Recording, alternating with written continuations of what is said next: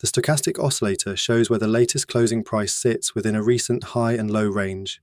It is a momentum indicator, not a trend indicator, so its main purpose is to show whether price is closing near the top of the range, near the bottom of the range, or somewhere in between.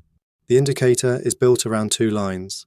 The first is the %K line, which reacts more directly to where price is closing within the selected lookback period. The second is the %D line, which smooths the %K line and makes the momentum read easier to follow. On TradingView, the default setup uses a 14-period lookback for %K, a smoothing input for %K, and a separate smoothing period for %D. The settings also change the behavior of the indicator.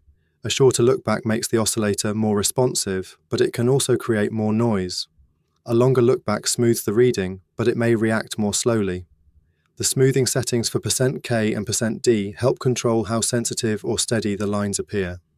The main levels to watch are 80, 50, and 20. Readings above 80 are often described as overbought, while readings below 20 are often described as oversold. But this is where interpretation matters. Overbought does not automatically mean price has to fall, and oversold does not automatically mean price has to rise.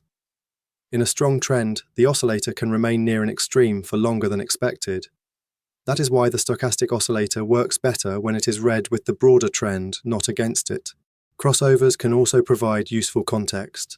When %K crosses above %D from a lower area, it can suggest that short-term momentum is improving. When %K crosses below %D from a higher area, it can suggest that momentum is weakening.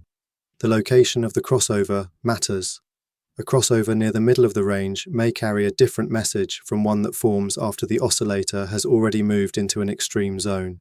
Divergence is another way traders use the stochastic oscillator. If price makes a lower low while the oscillator makes a higher low, bearish pressure may be starting to weaken. If price makes a higher high while the oscillator makes a lower high, bullish momentum may be fading. Divergence does not confirm a reversal on its own, but it can warn that the current move may be losing strength. One of the indicator's main limitations is its sensitivity.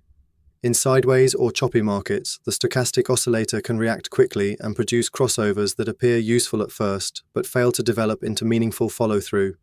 That is why it is better used as a confirmation tool rather than as a standalone entry signal. In short, the stochastic oscillator is used to judge momentum within a recent price range. Used with trend direction, support and resistance, or broader price structure, it can add a useful layer of confirmation without being treated as a standalone signal.